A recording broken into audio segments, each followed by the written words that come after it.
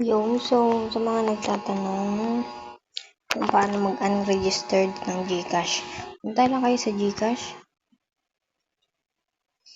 then open nyo lang.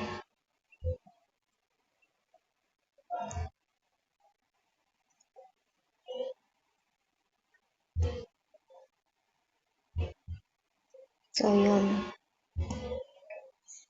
Kung mag-iiba kayo ng cellphone, bago kayo magpalit ng cellphone o kung ano man, i-unregister nyo muna yung GCash nyo sa inyong old phone. Punta lang kayo sa settings, then account secured, then click nyo lang to yung may arrow na to sa model ng cellphone nyo, then unregistered, click unregistered.